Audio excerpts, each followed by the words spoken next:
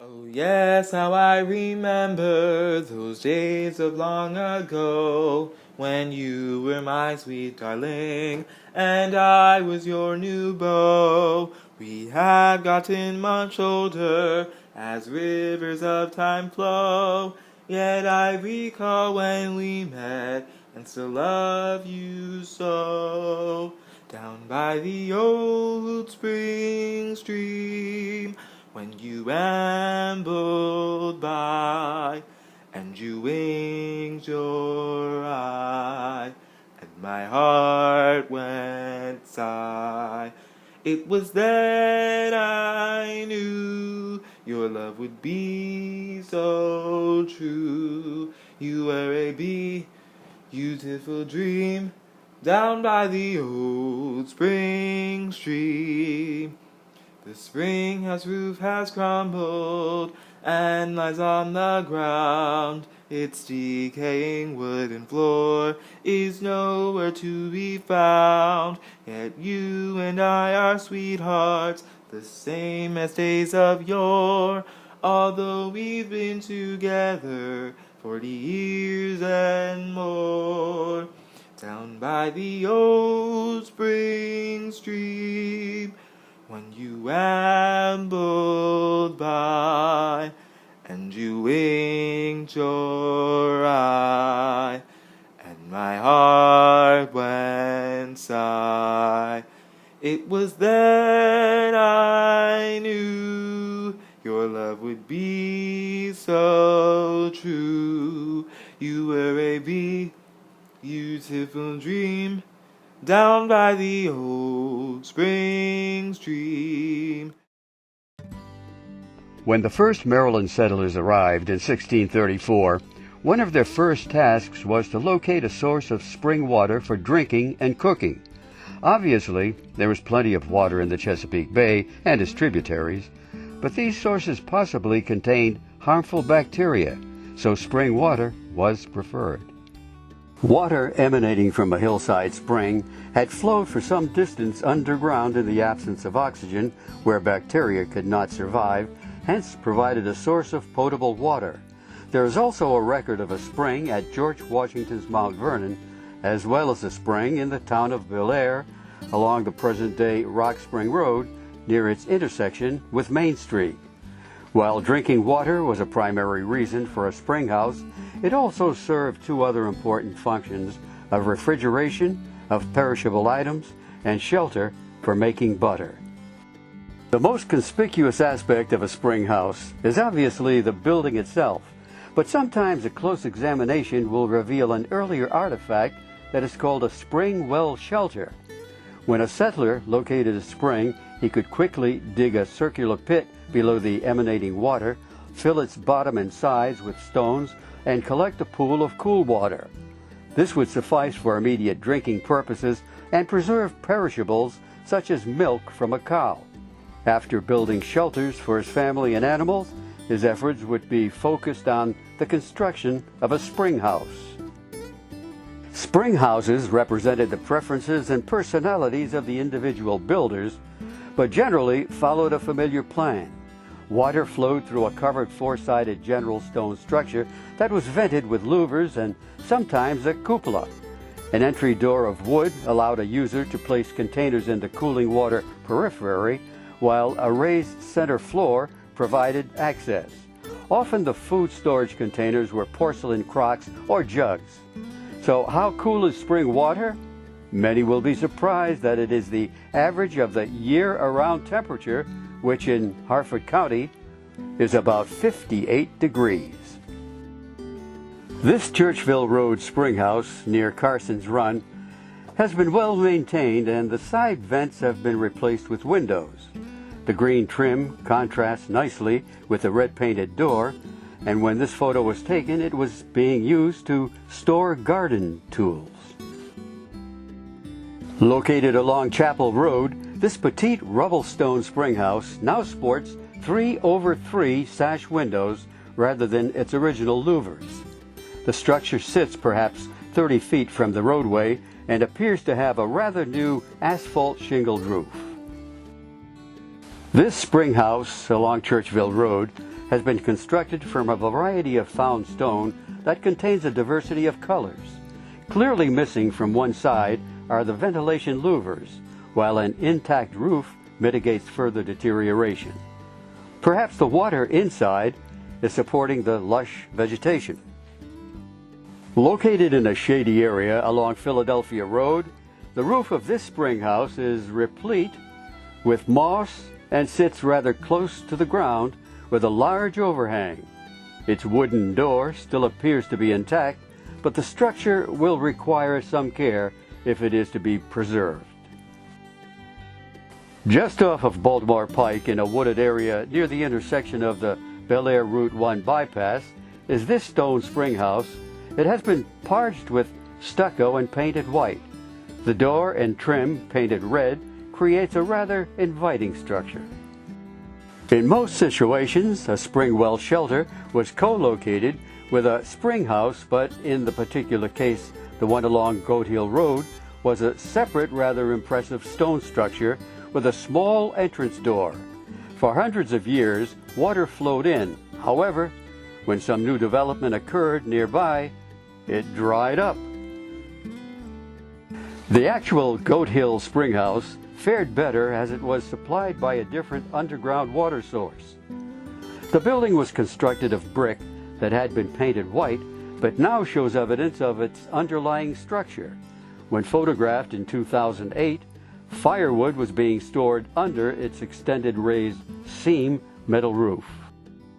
Located in what is now overgrown woods, this large clapboard spring house along Nova Scotia Road has been shuttered with a corrugated metal covering over its door. The associated dwelling was perhaps 100 yards away at a higher elevation with a close-by privy in the backyard. Interestingly, the gardeners had converted the outhouse into a potting shed. Another spring house, which is adjacent to Nova Scotia Road, is this stone structure covered by a rusting metal roof. The associated log cabin dwelling is close by, making its former use very convenient. The road takes its name from a Nova Scotia land grant along a tributary called James Run that crosses the gravel road. This rubble stone and rough-looking spring house is located along Red Pump Road in the Bel Air area and found a new use many years later. Electricity was run to the structure, allowing water to be pumped into a pressure tank and delivered to that nearby dwelling through an underground pipe. The former side vent has been sealed with wood as well as a gabled end. The raised seam metal roof appears to be sound. This oval-shaped spring house on Somerville Road is located on property owned by the Crocker family, and it's unique in Harford County. The spring water pool is opposite the wooden entrance door and flows through the structure, emptying out the backs where it meanders its way into Plum Tree Run. The moss-covered outside appears to be in very good condition. Known as the Hayes High Spring House, this restored structure is located off Thomas Run Road at Harford Community College. Constructed downhill of the dwelling, it is believed to have been erected by the famous stonemason David Hopkins.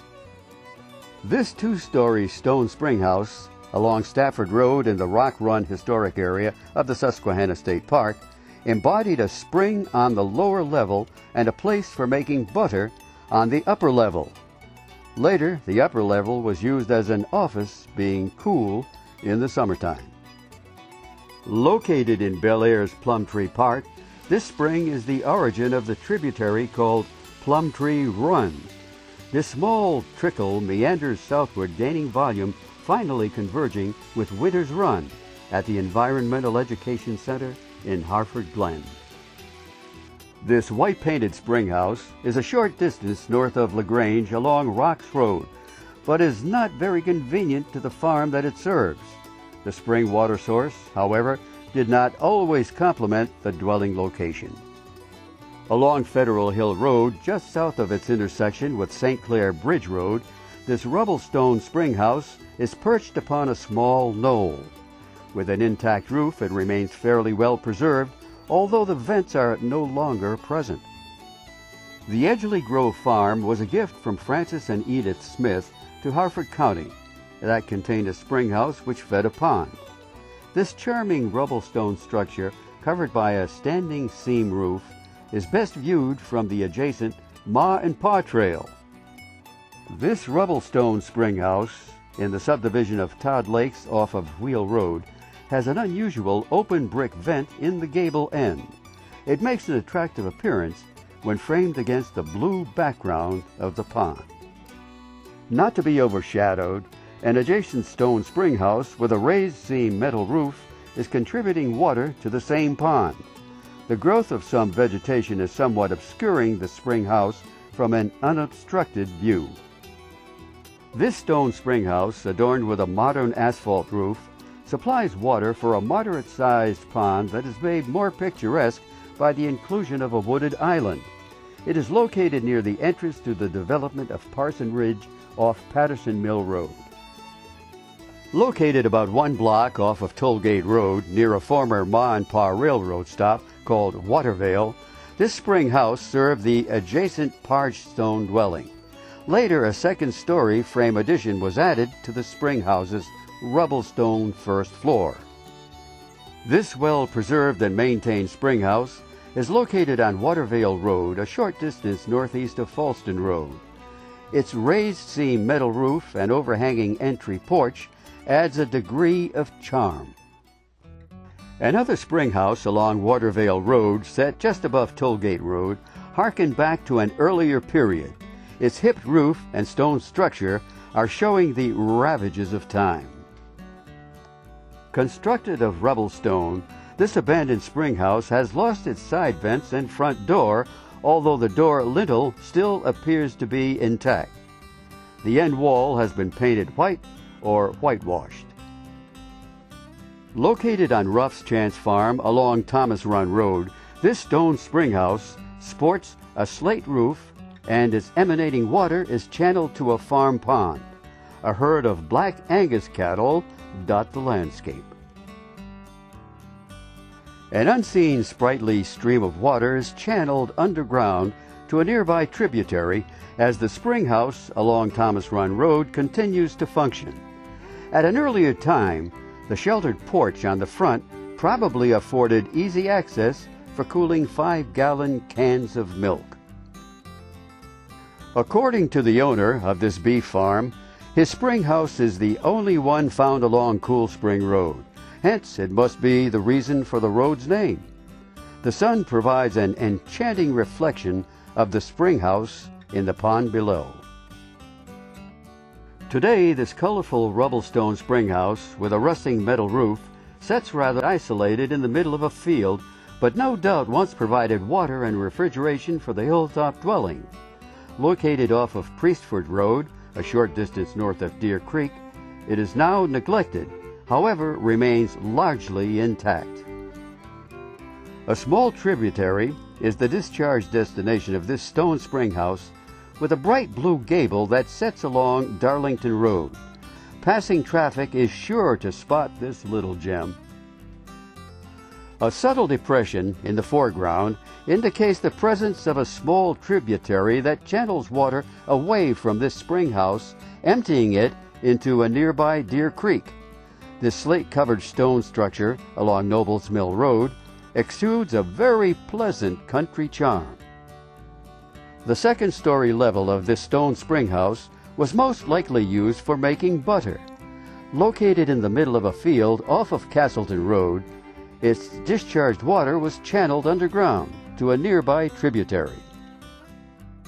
This well-maintained white-painted stone spring house is located off of Glen Cove Road. It has an overhanging front door roof along with basement-type green doors to its lower level. The shingled pediment is also painted green. Located off of Hoops Road, this petite spring house features a stone structure with wooden shingles on its roof. A decorative wreath can be spotted on the pediment above the entrance door. Although not evident in this image, the basement of this board and batten wooden structure houses a spring. The emanating water is channeled underground to a nearby farm pond. Located in a field off of Sharon Road, This combination rubble stone and wooden spring house is adjacent to a hillside. Its unusual posture stems from the board and batten upper portion overhanging its vented stone foundation. What used to be a pond is dry, as the water from the spring house is now channeled in a ditch across the landscape. When viewed from the adjoining North Rocks Road, the left end of the foundation exhibits a rare coursed ashlar stone underpinning. This log spring house atop a rubble stone foundation is the only known remaining example of this type of construction in Harford County. Its reflection in the pond water adds an element of interest. This restored spring house along Calvary Road south of Churchville no longer serves its original purposes, but has been converted into a wine cellar. Water drains from the facility in an underground pipe that empties into a small nearby stream. Featuring a seldom found shed roof, this stone spring house is several hundred yards off Quaker Bottom Road in the Susquehanna State Park. It once served the manor house a short distance to the right up the hill. Water no longer runs through this charming rubble stone spring house located along Wilkerson Road. The structure now serves as a storage shed for firewood. The split rail fence adds an element of interest. This low-lying spring house is off of Stafford Road, not far from Darlington, and has a stone foundation and a gable end painted pink. On the day this video was captured, it was fortuitous that a nearby pink azalea was blooming and highlighting its charm. Located in a serene, verdant valley, this stone spring house along Pocock Road pleasantly dots the landscape with its protruding green painted end and its clean white gable. The wooden fence in the foreground adds as an element of country charm. This spring house on the property of the Elkridge Hunt Club off of Pocock Road has been restored and is now enclosed with a cross-braced wooden fence. Originally, the visible side opening was a vent, but now has been replaced with a window that aids in its preservation. Adjacent to the south-flowing east branch of Winter's Run, this rustic white-painted spring house sits a short distance off of Jarrettsville Road, near an old mill. An abundant supply of skunk cabbage plants grow in the wet soil provided by its water. Expansive green rolling farmland is the setting for this spring house a short distance off of Jarrettsville Road, not too far from the intersection with Rocks Road. The stone structure has been parged and the slate roof appears to be in good condition. This extremely rustic spring house along Johnson Mill Road is a short distance from Conowingo Road in the area of Hickory. Despite its lack of care, the structure exudes rural country charm even though its water source has dried up. As well, when seen from different perspectives, it still holds a viewer's attention. Positioned adjacent to a giant beech tree, this Conowingo Road spring house has a stone foundation with an upper-level wooden structure. A wild purple geranium adds a splash of color. The historic Aquila Hall Spring House is located along Aldino Road, not too far from Churchville. A squarest, well-built stone structure is capped with a hipped roof adorned with a venting cupola. The white fascia board against the raised seamed metal roof provides a nice feature. This rubble stone spring house at Jerusalem Mills was adjacent to mill owner David Lee's dwelling, making its location most convenient for those preparing food. Furthermore, the upper level of the structure served as a smokehouse for the storage of salt-preserved meat. This restored spring house at Jerusalem Mill was owned by Samuel McCourtney, who operated a close-by general store that also served as a post office. On the rear of the structure, a large flat stone covers a spring well shelter that no doubt was the initial source of water and refrigeration. Water still flows from this rubble stone spring house ruins just off of Ring Factory Road, a short distance above a single-lane bridge over Winter's Run. Its roof and vents are not to be found, but water emanating from its source is filling and running over a large outside trough. Along Priestfoot Road, just north of Deer Creek, is an area called Indian Spring, where Count Rochambeau camped on September 10, 1781, on his way to Yorktown. The adjacent farm, also known as Indian Spring, received its water from a source that is now located in Palmer State Park. Over the years, this easily observed spring house along Sandy Hook Road, not far from Deer Creek, has been admired, photographed, painted by artists, discussed, and written about. With its stonework of coursed ashlar, a well-executed finial, and eye-catching date stone, it stands as an accessible and fitting monument to its almost unknown builder, David Hopkins. Writing in 1996, author Christopher Weeks described this spring house as an amazing eccentricity, adding it is a building beloved by generations of county historians. He also noted that Hopkins whimsically turned what could have been a boring conventional building into something truly delightful. His spring house is both functional and fun. More recently, historical architect James T. Wolin Jr. has called it the grandest spring house in Harford County, which stands as a monument to the art of stone masonry. An old proverb reminds us that the devil entangles youth with beauty, the miser with gold, the ambitious with power, and the stonemason with secrets. Indeed, builder David Hopkins embodied some secrets in his magnificent stone structure, and some would say at the insistence of a devil-worshipping woman with whom he would become romantically entangled. The earliest record of David Hopkins in Harford County occurs about 1799, when he built a stone dwelling above Deer Creek for John Stump of Stafford. In 1805, he constructed for William Stump what is known today as the Stump Holloway House, which is located in Darlington. During this activity, it was noted in a payment ledger about the propensity of Hopkins to consume whiskey. The iron tools used by a stonemason require routine sharpening by a blacksmith, and Hopkins located a smith who was probably Isaac Allen. It was not uncommon for country blacksmiths to receive payments by bartering. Thus, Allen had acquired many bags of grain that included corn, wheat, rye, barley, buckwheat, and oats. In exchange for sharpening the tools, he asked Hopkins to construct a spring for the collection of water that Allen's sister, Emeraldrella, could use to distill the grain into whiskey. Hopkins found her enchanting, thinking what could be better than a beautiful girl with red hair, green eyes, and a supply of 6 mix-mash whiskey?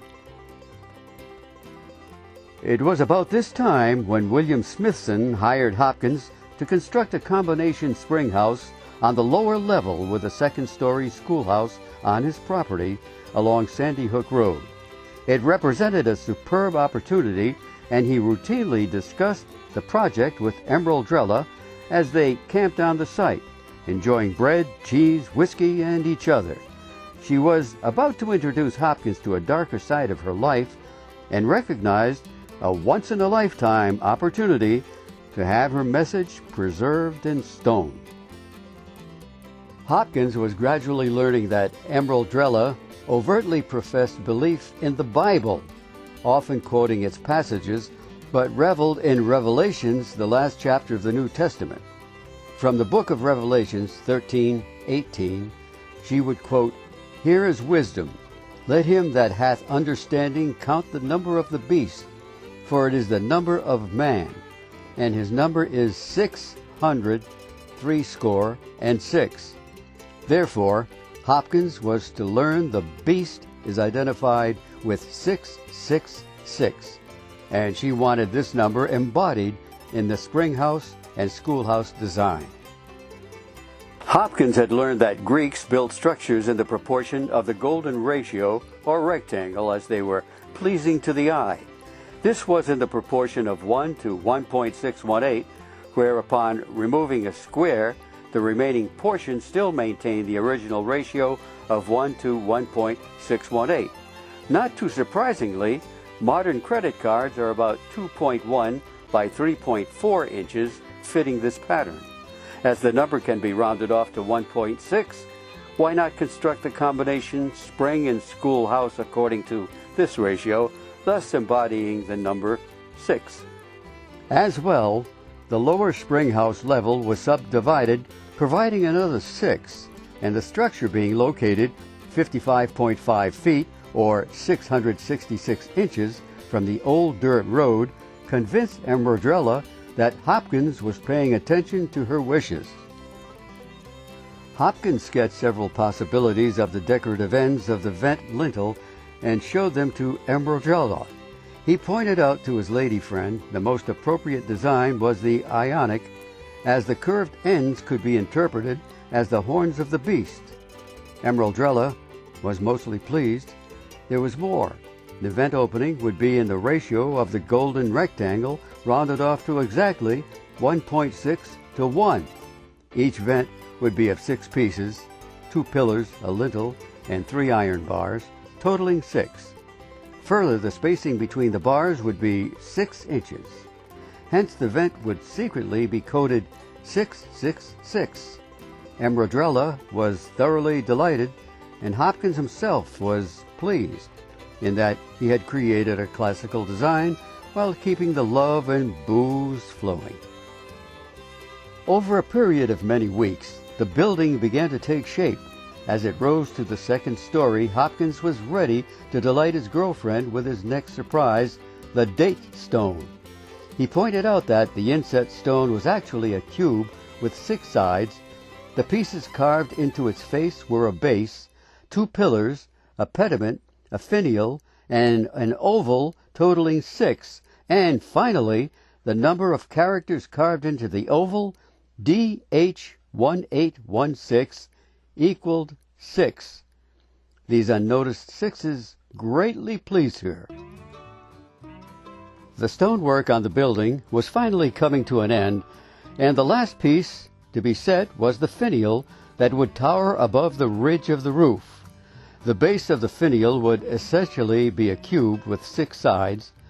On the top of the cube would be a tapered 4-sided obelisk with a sphere resting at the apex, thus providing an overall balance.